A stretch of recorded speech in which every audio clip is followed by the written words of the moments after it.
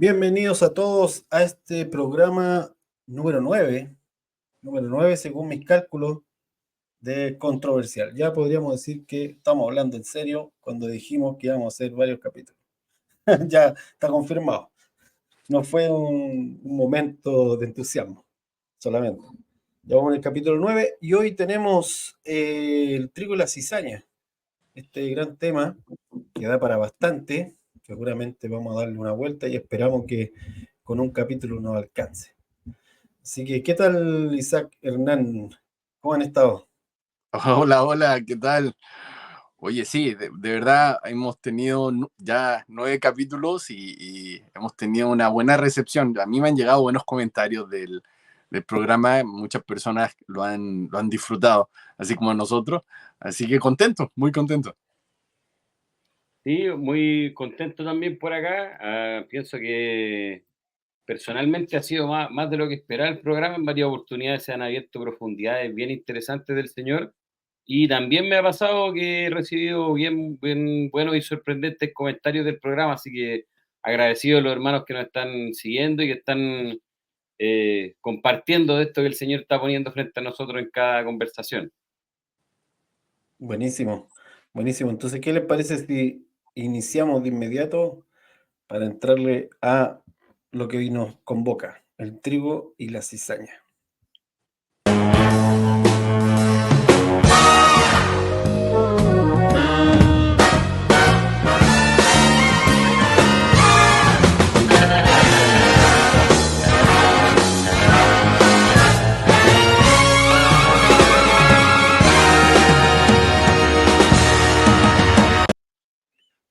Y bueno, hoy día que vamos a hablar de este temazo, voy a aprovechar primero, antes de iniciar, comentarle a todos los hermanos que están viendo de que ya está como una lista controversial con todos los capítulos, como para que puedan revisar los capítulos anteriores, porque como ven, vamos hablando nosotros y vamos acumulando en realidad información una tras otra, sabiendo que todos estos mensajes igual están súper todos relacionados. O sea, estamos hablando de cómo el reino, de la promesa del reino para la tierra, y cómo eso significó que el reino vino en su plenitud, no que hay que esperar un pedazo del reino y otro pedazo del reino en 2000, 3000 años más, o cuando, quién sabe cuándo.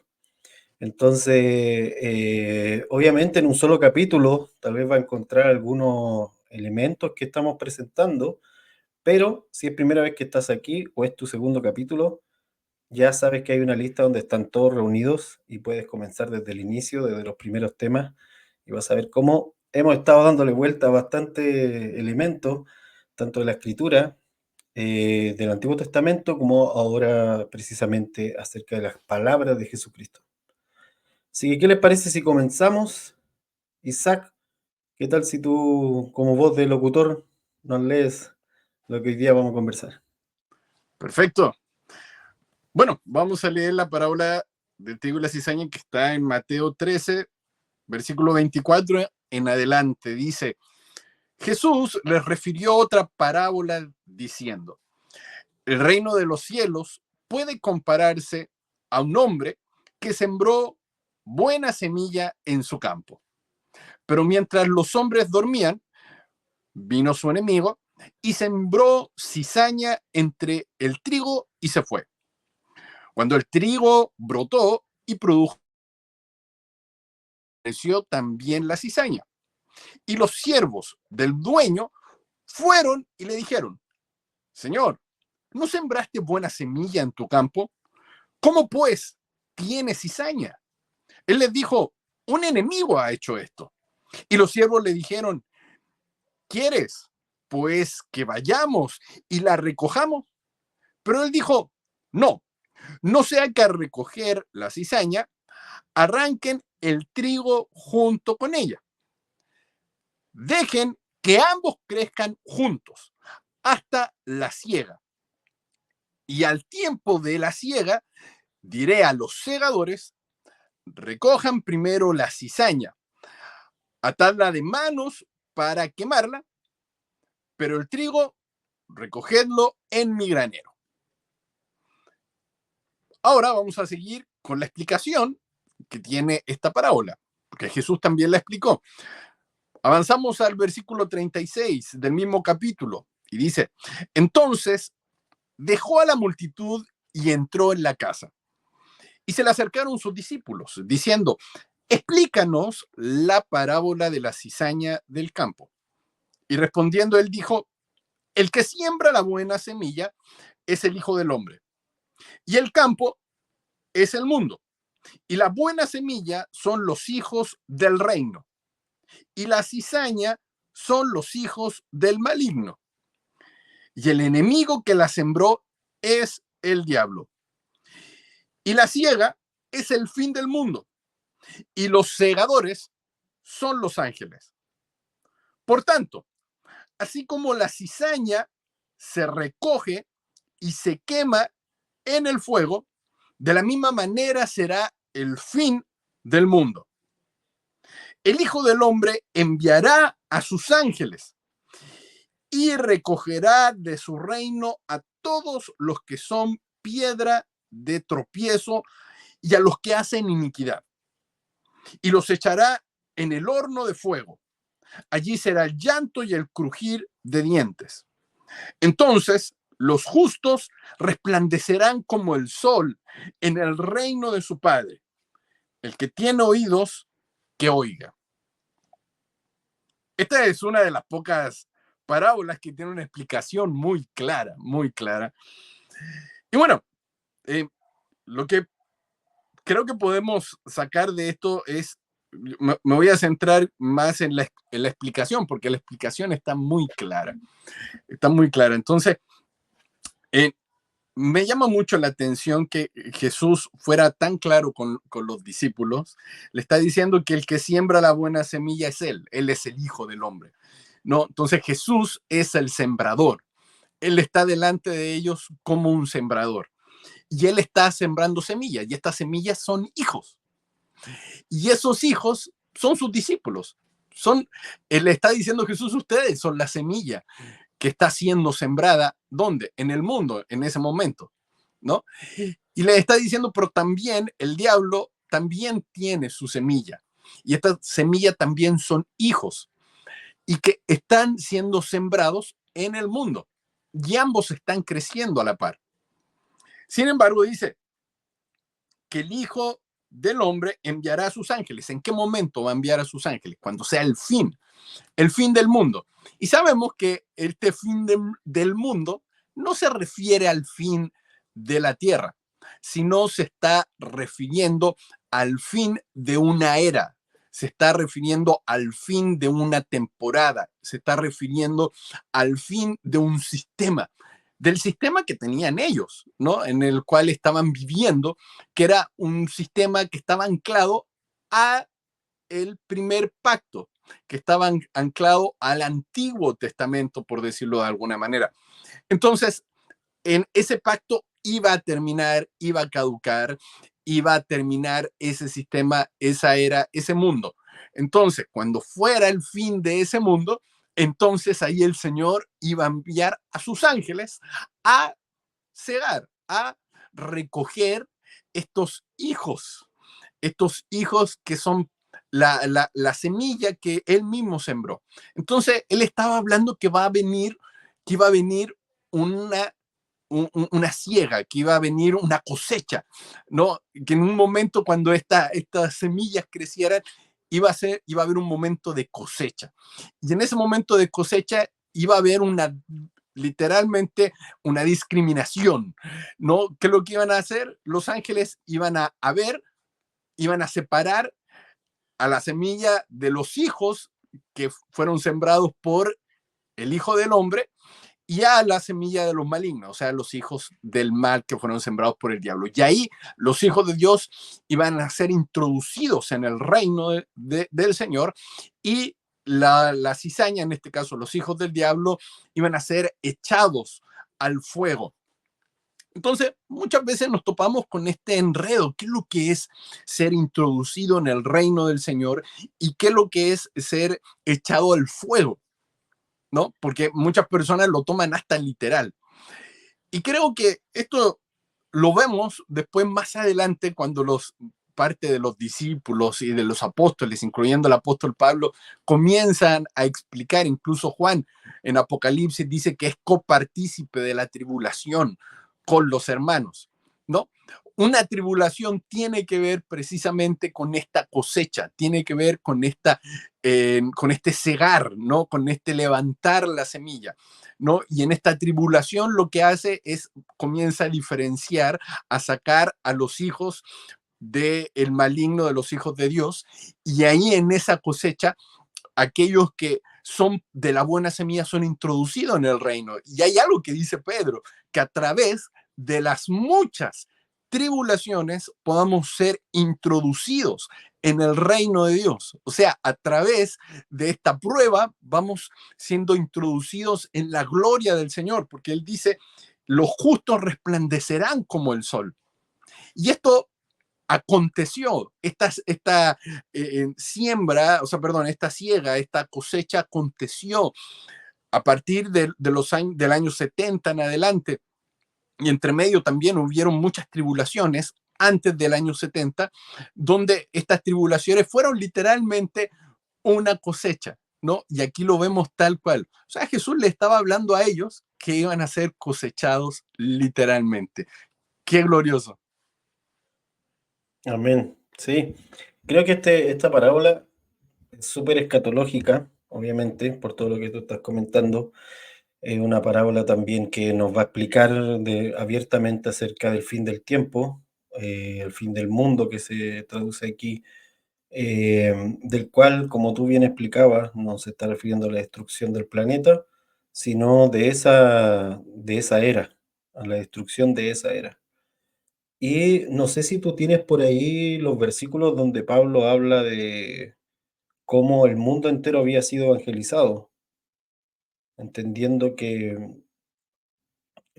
como para decírselo a los hermanos y que lo pueden revisar después en sus casas, donde él habla tanto de los frutos de haber predicado el Evangelio con tribulaciones, tal como Jesucristo lo mencionó, y al mismo tiempo también habla, creo que está en Romanos, habla de cómo el mundo había sido predicado.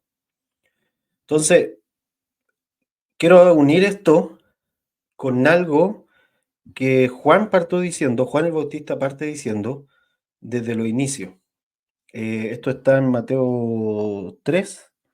Juan el Bautista está predicando, el reino de los cielos se ha acercado y su mensaje incluye, lo voy a buscar mejor, Mateo 3, eh, incluye acerca de lo que va a ocurrir con la cizaña.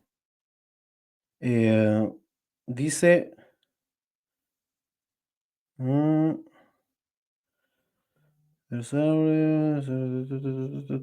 acá está. Mateo 3 del 11 dice, yo la verdad os bautizo en agua para arrepentimiento, pero el que viene tras mí, cuyo calzado ya no soy, o voy más atrás mejor, para que entendamos que él está hablando a la Jerusalén de ese momento, Juan el Bautista. Dice, y Juan estaba vestido de pelo de camello y tenía un cinto de cuero, Mateo 3:4, y tenía un cinto de cuero alrededor de su lomo y su comida era langosta y miel silvestre. Y salía a él Jerusalén, la gente de Jerusalén salía a escucharlo, dice, y toda Judea y toda la provincia alrededor de Jordán, y eran bautizados por él en el Jordán, confesando sus pecados. Al ver él que muchos de los fariseos y de los saduceos venían a su bautismo, y aquí nos da una pista de a lo que se refiere la cizaña, ¿sí? No es un concepto que Jesús está utilizando como nuevo, en el sentido de que ya había sido escuchado como predicación por Juan el Bautista. Y esto es importante porque nos muestra que la cizaña tiene esta característica de ser falsa, ¿verdad? De parecer algo, pero no serlo, ¿sí? Ahora, en términos naturales, la cizaña tiene un propósito de proteger de cierta manera, ayuda a que el resto del trigo crezca fuerte, por contraste. Aquí también el Señor en algún momento también va a decir que la cizaña la van a dejar porque también tiene un propósito. Pero fíjense, Juan dice, les dice a los fariseos y saduceos, generación de víboras, que nos enseñó a huir de la ira venidera, haced pues frutos dignos de arrepentimiento. Aquí le está diciendo, en el caso de Juan el Bautista, que ellos son falsos porque no hacen fruto, no dan fruto. Lo que hace la cizaña es no dar fruto.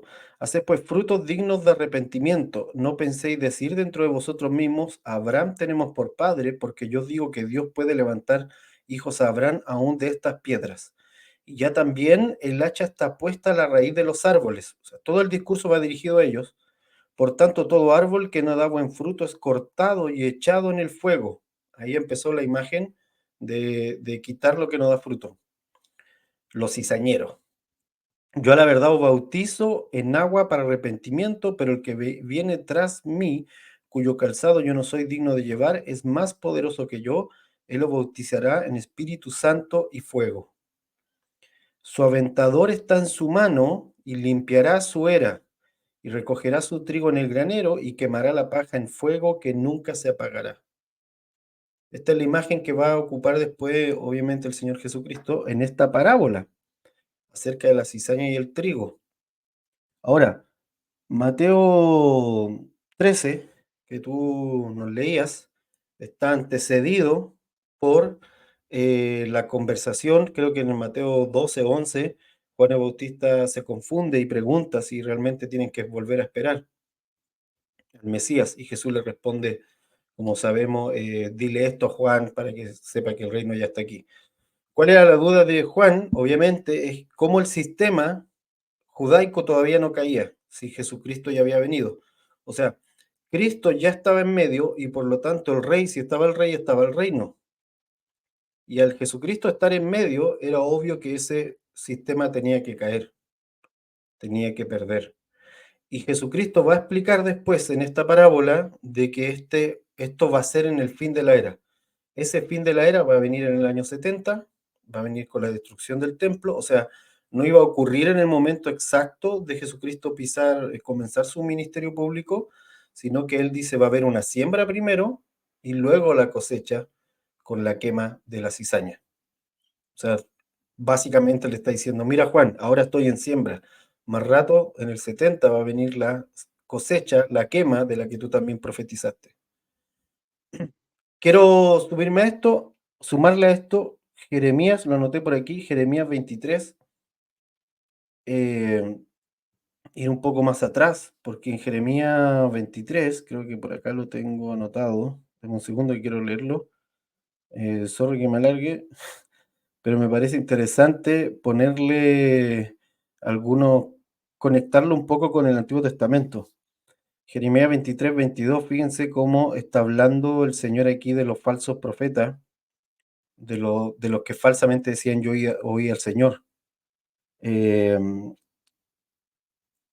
Dice, voy a leer desde el 24, Jeremías 23, 24. ¿Se ocultará alguno, dice Jehová, en escondrijo que yo no lo vea?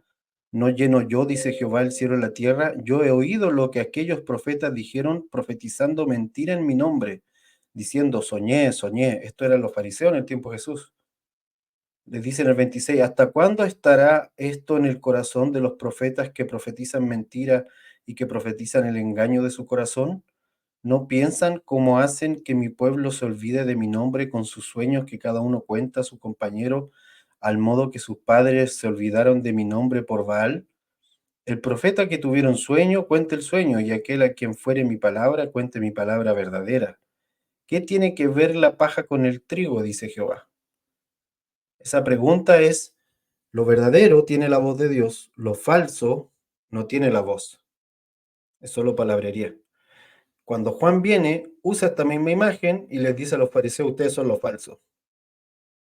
Ustedes son los falsos y viene el momento en que eso va, dice, el aventador está en la mano del rey, que se va a presentar juntamente con el reino. Cuando Jesucristo ya habla en Mateo 13, como leímos, le está diciendo el reino ya está aquí y está siendo sembrado, y esa siembra va a manifestar a los que son trigo y a los que son cizaña. Y la cizaña va a quemarse con el fin del ayón, del tiempo. O sea, quería partir poniendo estas cosas para que podamos ver todos juntos, con los hermanos que están viendo, cómo hay un hilo conductor. No es una parábola simplemente para decirnos hay gente falsa en el mundo y hay que cuidarse, y si tú eres un hijo de Dios, considera que hay gente falsa, que es cizañera y cosas así. Sí puede aplicarse así, en términos prácticos, pero en estricto rigor, lo que estamos viendo aquí es un mensaje completamente escatológico en el sentido más claro del asunto. Jesús está diciendo cuándo va a terminar una era que va a ser va a ocurrir finalmente en el año 70, pero antes va a haber una siembra. Y esa siembra, como tú mencionas, va a ser, voy a leerlo mejor, va a ser, también Jesús lo va a decir claramente cuando le preguntan por el final de las cosas, va a ser cuando sea perseguida la iglesia. Primero va a venir esa siembra, porque los hijos del reino van a ser perseguidos, y luego va a venir lo que se conoció después como, dame un segundito, que la Biblia que tengo en el celular no me está agarrando. Ahora sí, ya. Mateo tiene que ser el 20, creo que es el 23. Mateo 23. mm, Son lo hay, todos los hay que Dios le dice a lo que Jesucristo le dice a los escribas y fariseos. Algo que era los hay, decir ay de ustedes, bla, bla, bla. Era el comportamiento de un profeta cuando iba a anunciar un juicio. Claro, Esto tampoco era algo nuevo, sino que Jesucristo está llevando a cabo para los hermanos que están escuchando, ¿no? Esta parte de hacer el ay es casi una tradición profética, de antes de emitir juicio, hacerlo a través de diferentes ay, y en este caso también hay 7 ay. Pero fíjense cómo termina, 23 desde el 30, dice, y decís, si hubiésemos vivido, le está hablando el fariseo, si hubiésemos vivido los días de nuestros padres, no hubiéramos sido sus cómplices en la sangre de los profetas. Así que dais testimonio contra vosotros mismos de que sois hijos de aquellos que mataron a los profetas. Vosotros también llenad la medida de vuestros padres. Bueno, aquí le está hablando que la medida para que caiga el juicio todavía no está completa y que los fariseos van a llenarla. Serpientes, generación de víboras. Vuelvo a usar los conceptos de Juan el Bautista aquí, Jesús. ¿Cómo escaparéis de la condenación del infierno? O sea, el 33 es una réplica de Juan el Bautista. Literal, Jesús está diciendo las mismas palabras. Por tanto, he aquí, yo os envío profetas y sabios y escribas, y de ellos a unos mataréis y crucificaréis, y a otros azotaréis en vuestras sinagogas, y perseguiréis de ciudad en ciudad. Ahí están los hijos del reino que van a ser sembrados. Para que venga sobre vosotros toda la sangre justa que se ha derramado sobre la tierra, ahí viene la cosecha final, donde se separa trigo y cizaña, la sangre de Zacarías, hijo de Beraquías, a quien mataste entre el templo y el altar. De cierto digo que todo esto vendrá sobre esta generación. Y por eso quería establecerlo, porque la parábola no es una parábola para 3000 años más. La parábola de Jesús del trigo y la cizaña está conectado con el mensaje de Juan el Bautista, con la conversación de Jeremías en su tiempo acerca de lo falso y lo verdadero. Vuelvo a decir, con lo que Juan el Bautista le dijo a los fariseos, Jesucristo vuelve a replicarlo en la parábola, se lo explica a los discípulos y va a ocurrir en esa generación. Tanto así que Pablo también describe cómo ocurre la siembra, como con tribulaciones ellos le predicaron a todo el mundo conocido. Ese era mi primer punto. Ya, Nancito, me fue sí, la- sí, bueno, y tomándome de lo mismo, de hecho, Jesús, por ejemplo, dice la primera parábola, la parábola del sembrador, y los discípulos le preguntan que por qué está hablando con parábolas, ¿cierto? Y él inmediatamente lo explica y él pasa a decir eh, que, el, que el hecho de que él estuviera hablándole con parábola a Israel era parte justamente de exponer hasta Israel que no escuchaba ni veía.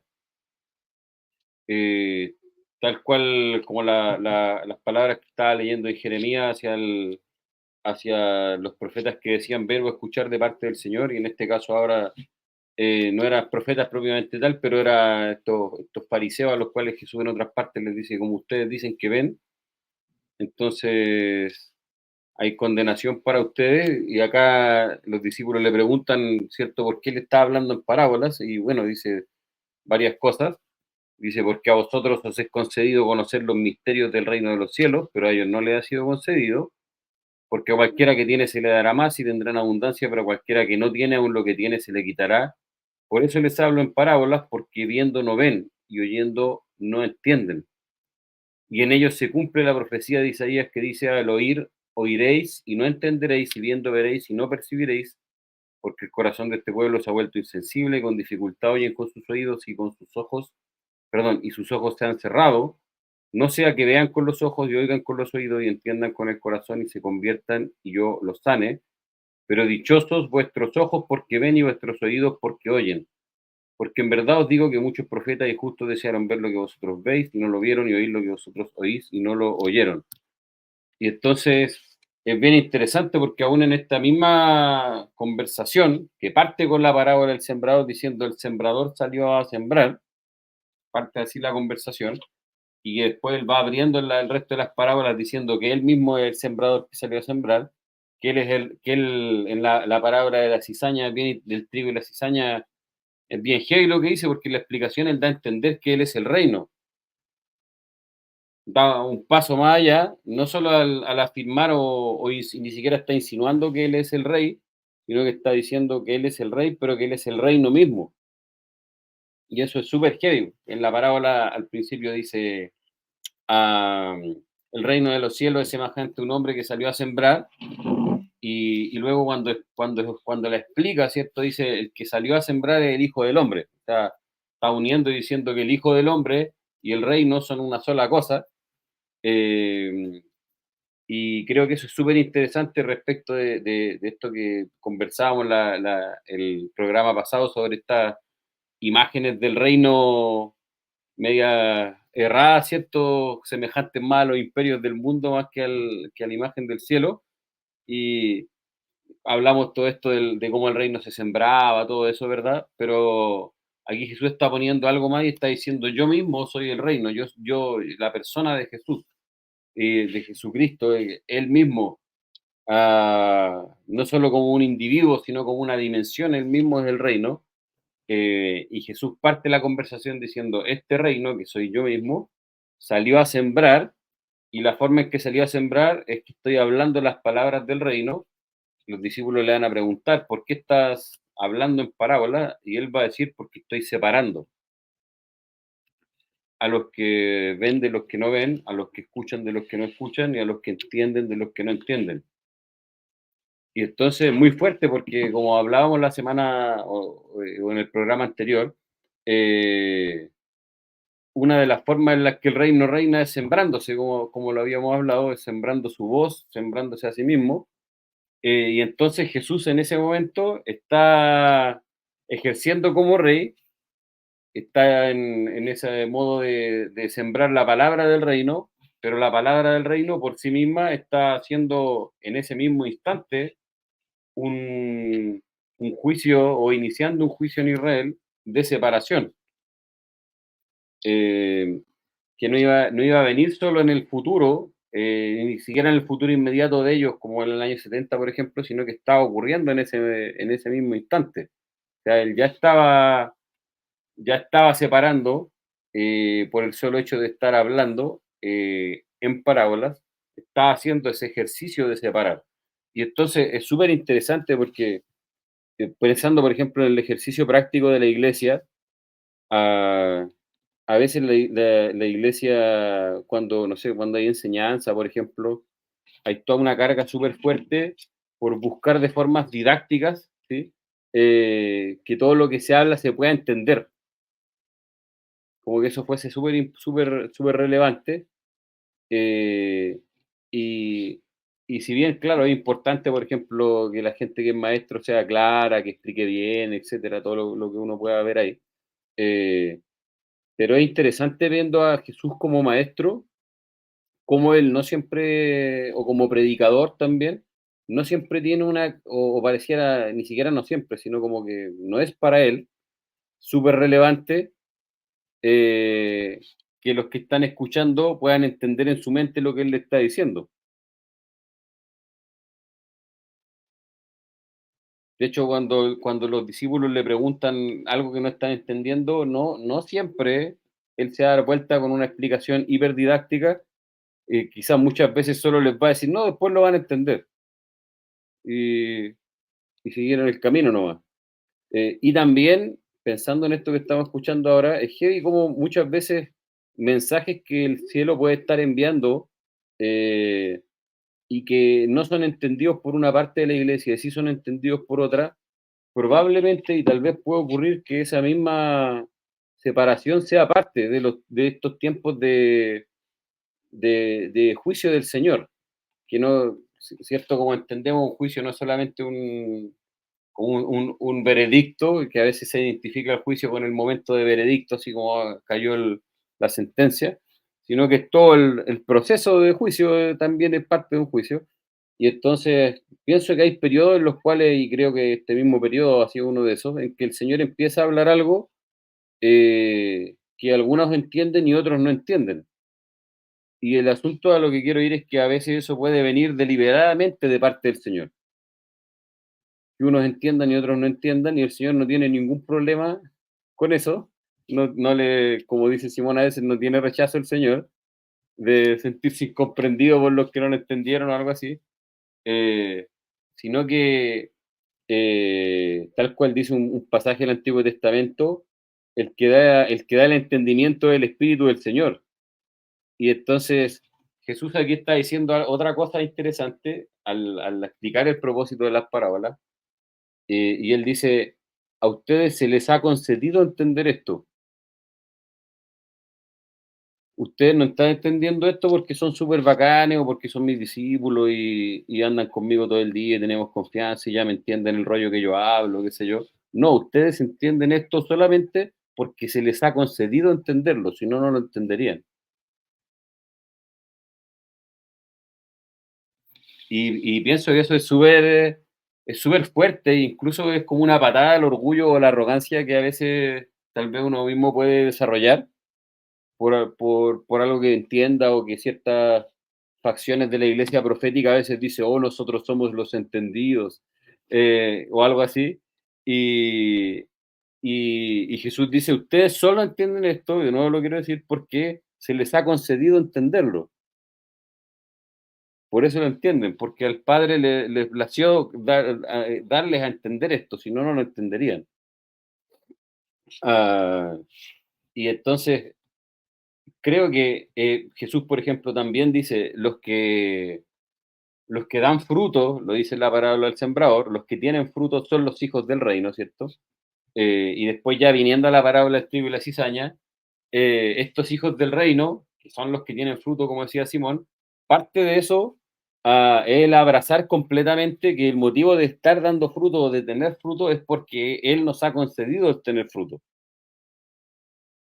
Él nos ha concedido entender, o Él le ha concedido a los hijos entender y poder desarrollar la semilla y que brote y que haya un fruto y ser trigo.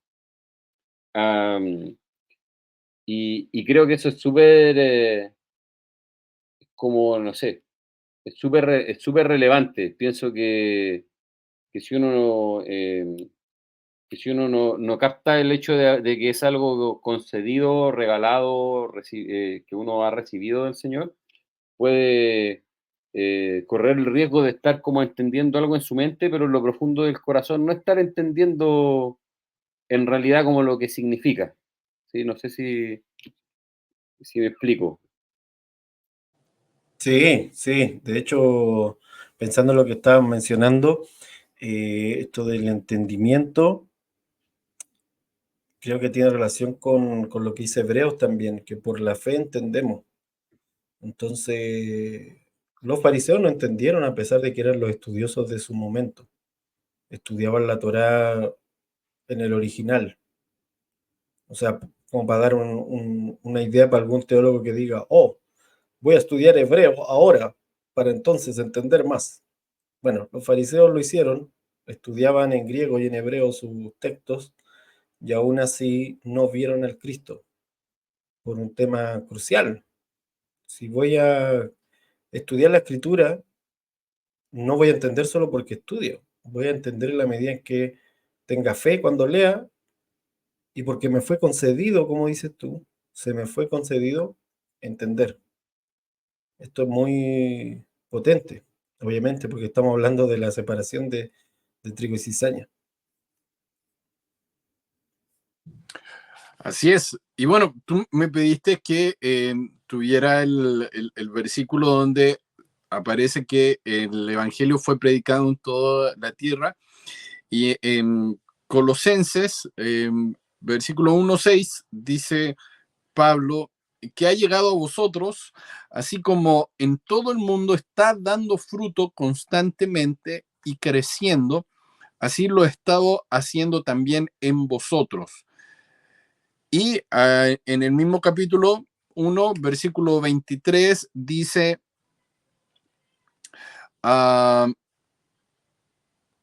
y si en verdad permanecéis en la fe bien cimentado y constantemente sin moveros de la esperanza del Evangelio, que habéis oído que fue proclamado a toda la creación debajo del cielo, y del cual yo, Pablo, fui hecho ministro, ¿no? Y también en Hechos 24:5 hay una parte donde un abogado que está levantando una causa en contra de Pablo dice que el evangelio había sido predicado por todo el mundo a los judíos. Recordemos que en ese tiempo el mundo, el cosmos, era lo que ellos decían el mundo conocido por ellos.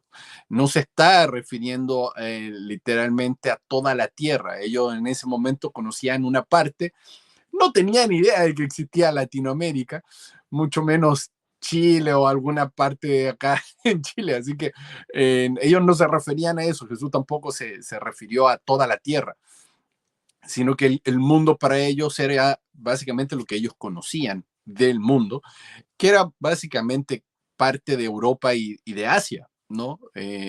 Y quizás una parte también de África. No, eso era lo conocido por ellos, ¿no? Así que es importante entender eso de esa manera. Ahora, a mí me llama la atención porque de esta parábola podríamos sacar muchísimo y podríamos estar hablando un montón. Pero hay una parte que me gustaría destacar muchísimo, que tiene que ver con que cuando es el momento de la cosecha, cuando es el momento donde el Señor hace la separación, eh, lo que hace Él es envía a sus ángeles a hacer esta separación. Y si me parece que podemos tomar algo práctico de esto, es que muchas veces nosotros nos levantamos a hacer esta separación y a decir, no, a mí me parece que esta persona está diciendo cosas que no le corresponde o herejías o está diciendo algo que no está bien, etcétera. E inmediatamente lo que hago lo separo, ¿no? Entonces la iglesia tiende a hacer distinción, a separar, a discriminar de quienes están en la sana doctrina y de quienes están en la doctrina de herejes. Pero a mí me llama la atención que el Señor, cuando anuncia que va a haber una separación, ni siquiera la hace Él. Esta separación la hace a través de sus ángeles, ¿no? Y son los ángeles los encargados de hacer esta tarea, de separar. Entonces, ¿qué se hace? O sea, ¿qué hacemos nosotros no tratando de hacer esta separación? En ningún momento Jesús le dice a los discípulos que sean ellos los encargados de separar quiénes son los buenos y quiénes son los malos. No, todo lo contrario, lo que Jesús les da por orden y por mandamiento es que se amen los unos a los otros, ¿no? Así como Él los había amado. Entonces, me llama la atención eso, porque es fácil dentro de la iglesia el poder separar y juzgar, ¿no? A la misma iglesia, a las mismas iglesias que están alrededor del mundo, ¿no? En quiénes son buenos y quiénes son malos. Así que creo que es importante que hagamos este énfasis, ¿no? La cosecha, el tiempo de la cosecha, la estima el Señor y Él es el que envía a sus ángeles a cosechar. Y creo que a lo largo de la historia, y esto es a título personal, creo que se han vivido distintos tipos de cosecha, ¿no? Esta fue una, donde el Señor cosechó a los hijos que Él mismo había sembrado. pero después siguió él sembrando. A lo largo de la historia, él es un sembrador por excelencia y él sigue sembrando a tiempo y fuera de tiempo. Él está enviando esta semilla que son los hijos. Nosotros somos hijos que hemos sido enviados a esta tierra para ser sembrados. ¿Qué privilegio más grande? Estamos aquí ahora. Estoy seguro que las personas que me ven y que nos ven ahora a este capítulo han sido enviados a esta tierra en este momento, en esta hora, para ser sembradas en esta tierra, en este momento, ¿no? Entonces, qué tremendo es eso.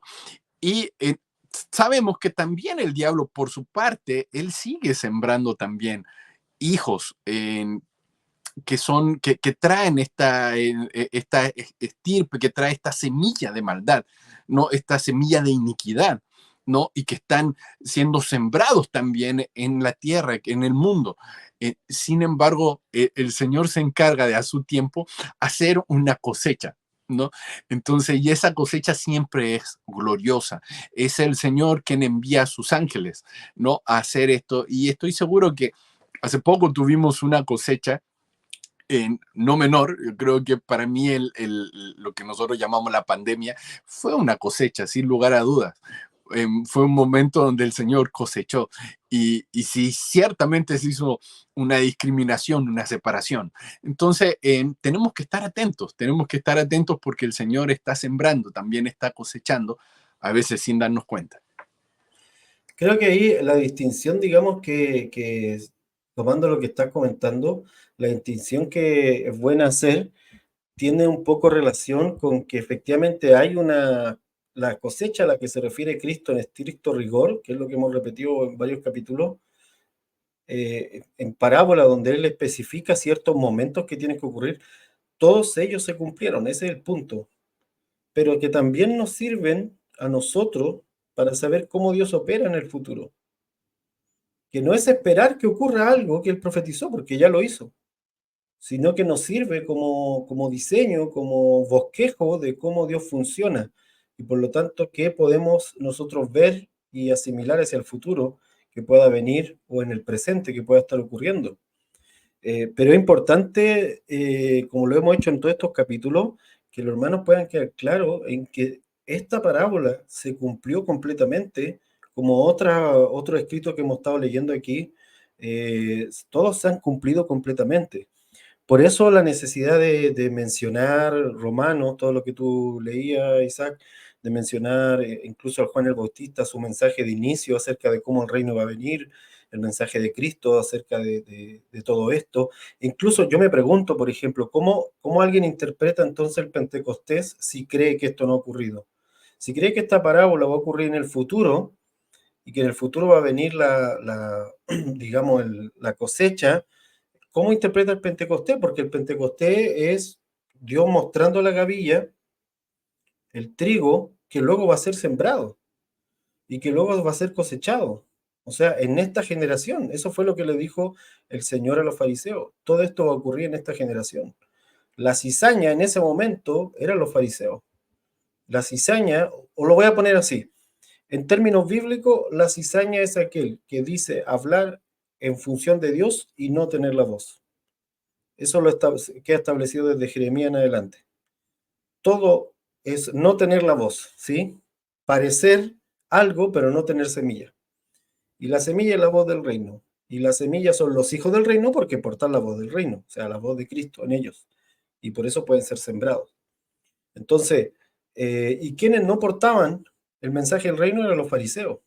¿Portaban un mensaje? Sí, un mensaje religioso, un mensaje ritual, un mensaje que tenía fama de ser, como dices tú, tener buena doctrina, un mensaje doctrinal, de hecho, con una armazón, digamos, con una doctrina en sí, pero no era el mensaje del reino de Dios, no tenía la voz de Dios, ya no lo portaba. Entonces la cizaña es eso, básicamente. Eh, Digo esto porque yo he escuchado predicaciones que en sí no es que estén mal, quiero ponerlo claro desde ya, donde cuando se habla de cizaña se resalta esta cosa de la falsedad de la cizaña, entonces se considera que al referirse a cizaña se está refiriendo solamente a una persona falsa, que no dio fruto en Cristo. Pero lo cierto es que en estricto rigor es mucho más profundo que eso. En estricto rigor no solo está hablando, no está hablando de carácter, de hecho, del carácter de una persona, está hablando si porta o no la voz de Dios. Esa es la diferencia. O sea, sea hijo del reino o sea hijo del diablo, como dice la parábola directamente. Entonces, los fariseos decían, nosotros somos hijos de Abraham, no nos va a pasar nada. Y Jesús ya les dijo también en su momento, vosotros sois hijos del diablo. Entonces, eh, ¿a qué voy con esto? Que esto se cumple cabalmente con todos los elementos descritos en la parábola, se cumple tanto en la siembra de esa semilla como en la cosecha, donde los ángeles vinieron y separaron el trigo de la cizaña y entonces fue destruido completamente el sistema en el momento de la destrucción del templo. O sea, hubieron 70 años de siembra desde que Cristo tiene su ministerio, 70 años de siembra hasta la destrucción del templo. Y en esos 70 años de siembra estuvo sembrados los mismos discípulos, que murieron todos de martirio. Entonces, ¿a qué voy con esto? Que hoy en día nosotros, tal como dice Isaac, podemos tomar esto como un diseño y entender cómo Dios puede traer una cosecha, ¿sí? Y aquí de nuevo sacamos la idea de cosecha de avivamiento, ¿verdad? Hay una gran cosecha hoy, una prédica así como llena de poder. Y en realidad Jesús por lo menos en esta parábola se refiere a la cosecha como un evento caótico, como un evento crítico, de separación, de discriminar, como dices tú, entre una cosa y otra, entre separar los corderos de los cabritos, por decirlo, o de los chivos, por decirlo así. O sea, eso no es. Ese es el momento de cosecha. Y claro que sí, podemos verlo como un diseño para un territorio, para un momento histórico específico en donde Dios separa y dice, ok, voy a separar entre quienes son mi hijo y no, pero no lo van a hacer ustedes no se ocupen de eso, no es su responsabilidad, hay ángeles para hacer eso. Porque así fue en el 70. De hecho, es más, si yo creyera que en 3000 años más esto se iría a cumplir y que todavía no se ha cumplido, no tengo cómo aplicarlo a la hora. Ese es el punto, no tengo cómo aplicarlo, porque estaría diciendo que estoy bajando algo cuando el reino no ha bajado. ¿Cómo voy a bajar algo del cielo cuando el reino no ha bajado, según yo, si no se ha cumplido? No tengo el poder, la autoridad para aplicarlo. Pero como ya se cumplió, como el reino sí se manifestó en su totalidad en Cristo y en toda su dimensión de Mesías, entonces hoy en día sí puedo aplicarlo. Sí puedo verlo materializándose en un momento histórico, incluso hasta en mi casa. Yo podría pedirle al Señor, Señor, ven a hacer una cosecha aquí en mi casa y separa el trigo de la cizaña. O sea, se puede hacer, a eso voy, en el sentido, o sea, sería durísimo hacer esa oración porque quiere decir que no hay otra posibilidad y es muy duro. Hay otros momentos que me salté, el de sembrar. Pero a lo que voy es que, claro, lo puedo bajar con esa autoridad del reino porque ya se completó, porque ya hubo un hecho está. Cuando ya hubo un hecho está, entonces todo aquello que Cristo cumplió en sí mismo, la iglesia lo puede manejar, hacer funcionar, traer a manifiesto. Pero si digo que Cristo no lo ha hecho, o sea, ¿con qué autoridad lo hago yo entonces? Si mi autoridad viene de él. Eso. Eso. Estaban dándole vuelta a otras, como dos características más que menciona Jesús en la misma parábola respecto de la cizaña,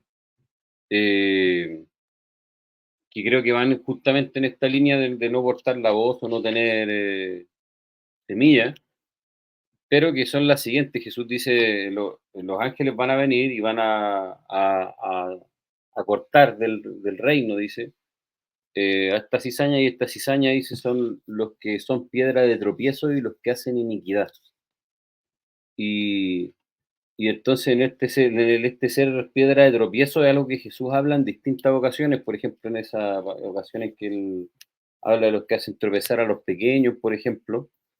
eh, y creo que apunta, claro, mucho a los fariseos en el sentido de y que algo que Pablo, como alguien que ha salido del mundo de los fariseos, después va a hablar también mucho sobre este hacer tropezar, pero que tiene que ver eh, con plantear, con plantear cargas, por decirlo de alguna forma, a otras personas que no son cosas que el Señor está exigiendo directamente, pero que vienen a hacer tropezar su fe de alguna manera. ¿Sí? Jesús dice, por ejemplo, hay de los que hacen tropezar a los pequeños que creen en mí. Y cuando Pablo habla acerca del hacer tropezar, va a hablar específicamente de cuando nosotros no estamos como, voy a decirlo así, como respetando la conciencia o la revelación que otra persona tiene en su caminar, ¿sí? Y lo estamos presionando de alguna manera a, a la medida en que nosotros estamos conociendo el Señor o la medida en que nosotros estamos viviendo y lo estamos como ah, juzgando, por decirlo de alguna manera, quizás semejante a lo que hablaba el Isaac respecto a cuando nosotros buscamos hacer separación, y estamos diciendo, no sé, por ejemplo, ¿qué puede ser?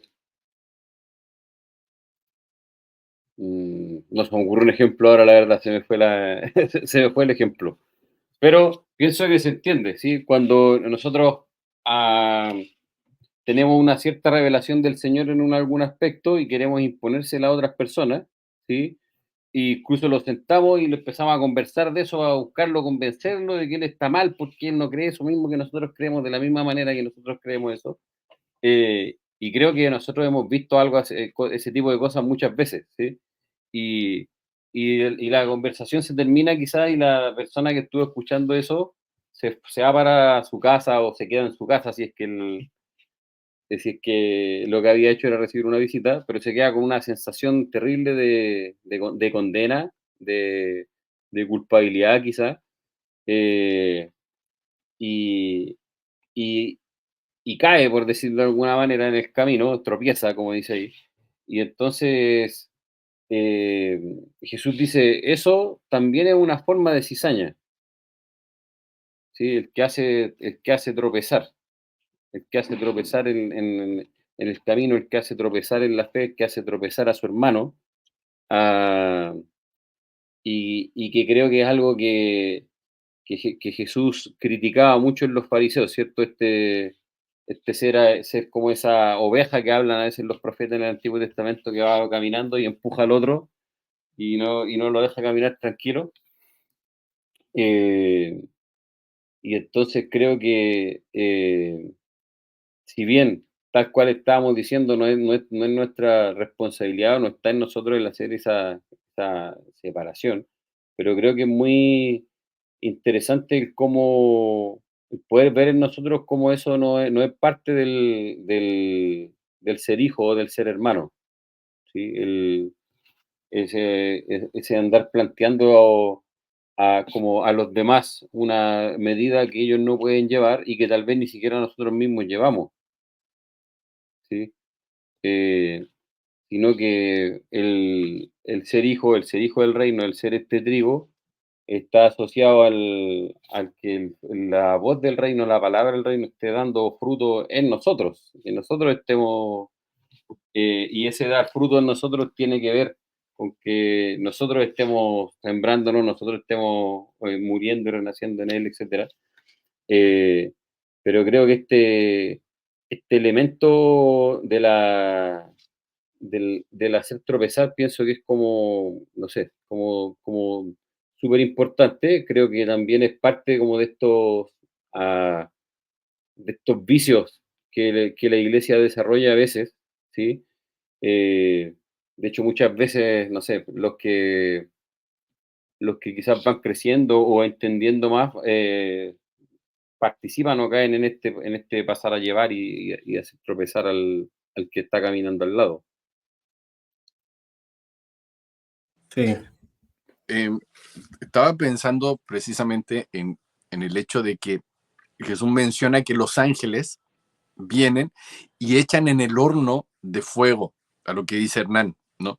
Entonces, pero ahí Jesús como que no explica qué es lo que era el horno de fuego. Entonces, uno podría entender, no es un horno literal de fuego, no es un horno literal de fuego.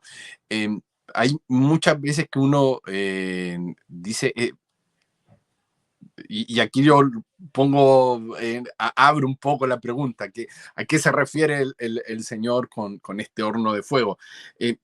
Para mí, en lo personal, dice, serán echados al horno del fuego y allí será el lloro y el crujir de dientes.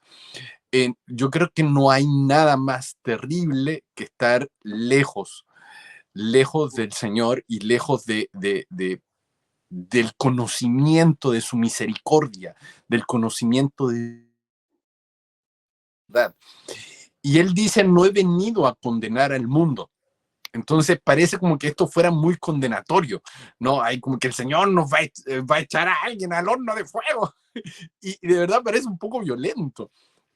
Pero él dijo, no, yo no he venido a condenar al mundo, ¿no? Sino que esta es la condenación del mundo, que los hombres amaron más las tinieblas que la luz. Entonces, puede ser que alguien esté viendo esto y esté escuchando y diga, ¿a quién el Señor va a echar a un horno de fuego y va a hacer el crujir de dientes ahí? Porque obviamente nadie quiere estar en ese lugar ni nadie quiere pasar por eso, ¿no? Pero esta es la condenación de aquellos que no quieren venir a la luz.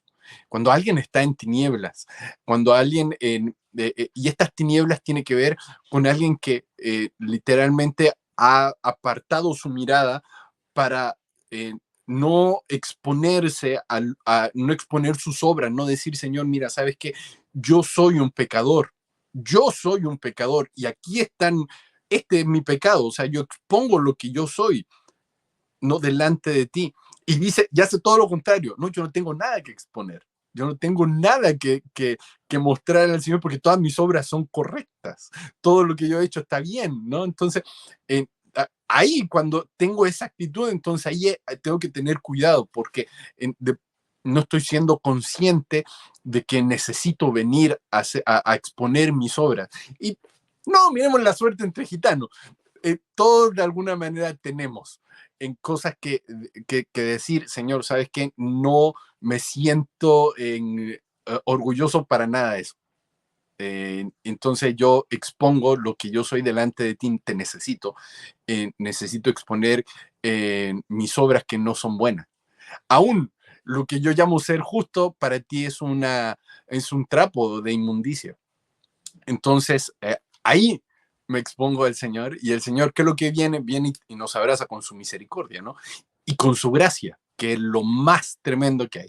Alguien que no quiere venir al Señor y no quiere abrazar la gracia del Señor, entonces yo creo que ahí está ya condenado a este horno de fuego, a este lloro y crujir de dientes, que en realidad no fue que el Señor lo haya metido a ese lugar, sino que solito se fue al decir yo no necesito de la gracia del Señor, al decir yo no necesito que el Señor tenga misericordia de mí. ¿No? Entonces, y creo que era la actitud que efectivamente tenían los fariseos, ¿no? Al decir que ellos eran, que eran intachables, ¿no? Y que ellos pensaban que por sus obras iban a ser salvos. Que por sus obras, porque eran hijos de Abraham, además, iban a ser hallados dignos del Señor, y en realidad no fue así, ¿no? Entonces estaba pensando precisamente en el tema ese del horno de fuego. Sí, igual es un concepto interesante, como para darle una vuelta, capaz de tener su capítulo acerca de eso, porque el lloro y crujir de dientes es un término que se usa tanto para el horno, para cuando en las parábolas se dice, y como decías tú, fue echado a las tinieblas. Entonces, y en otros lugares dice, ahí seréis excluidos, dice así, en el lloro y el crujir de dientes. Entonces, da la sensación que a veces se refiere a una cosa muy fuerte, como un horno de fuego, o muy de castigo, y en otra oportunidad solo habla de tinieblas, que no deja de ser menor, pero para la mente judía en ese momento está hablando de un lugar de extravío. de un lugar donde ya no hay donde caminar, no hay dirección, no hay guía, no hay nada. Y en otros lugares se menciona así abiertamente que es un lugar de exclusión, o sea, que te dejan fuera de algo que en este caso es el reino. Entonces, claro, se podría decir que no solo se está graficando un momento después de morir, por ejemplo, que es la idea del horno y del infierno. Se podría abiertamente creer sin temor a equivocarse de que se puede estar en un lugar así sin haber muerto, simplemente por estar en tinieblas, simplemente por estar alejado. Y no estaría en ningún sentido siendo exagerado porque Jesucristo ya había explicado que el que no cree en él ya está bajo la ira de Dios.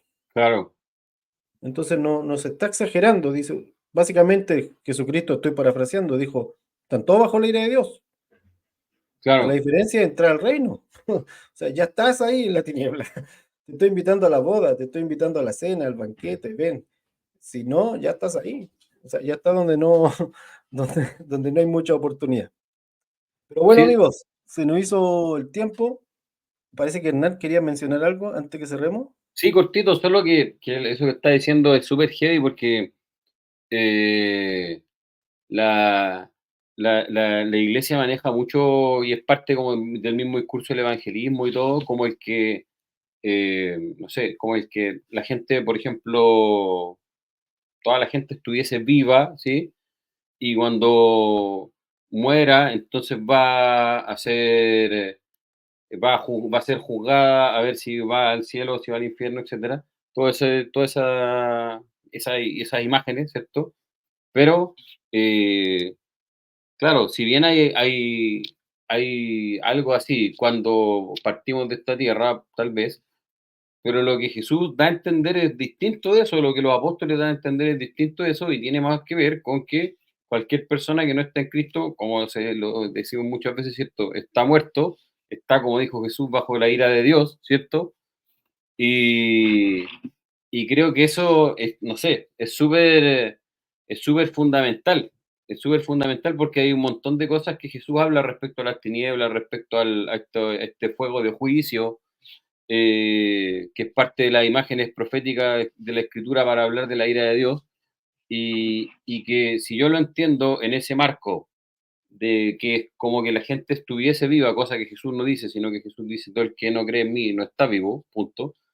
Ah, y como que hay una muerte, como que la muerte física fuese la muerte recién, y recién viniese todo lo demás, como que al final nubla mucho el entendimiento general de la iglesia y el entendimiento de las palabras de Jesús mismo, y de toda la escritura al final. Entonces creo que ese elemento de entender a esta condición de estar bajo la ira de Dios, como algunos teólogos lo afirman bien fuerte, de todo el género humano que está fuera de Cristo, y de estar en esa condición de tiniebla, todo el género humano que está fuera de Cristo y como la única vida, el estar en Cristo, creo que es súper fundamental el hacer como ese enroque definitivo y establecer eso como parte de nuestra mentalidad y de la forma en que leemos la Escritura o en la que leemos a Jesús. Exacto, exacto. Bueno, amigos, y a los que nos están viendo, gracias por acompañarnos de nuevo a este noveno capítulo de Controversial. Mis últimas palabras serían, cuídense, pásenlo bien, seamos trigo y no cizaña, pero si ya estás escuchando esto, hay una gran probabilidad de que estamos oyendo esa voz del Señor o la estamos buscando en nuestros corazones. Queremos de alguna manera, como explicaba igual Isaac, queremos no estar en tinieblas, sino sabernos escogidos por Él y dependientes de Él para poder permanecer también. Eso. Última palabra, amigo, para despedirnos. Solo en lo mismo que decía Simón, de este sentirnos escogidos, el poder, si experimentas entendimiento de parte del Señor, poder saber, como decía adelante, que se te ha concedido y poder experimentar una profunda gratitud en el corazón y una profunda humildad en el corazón también, porque solo lo ves y lo escuchas porque Él te lo ha dado, ¿sí?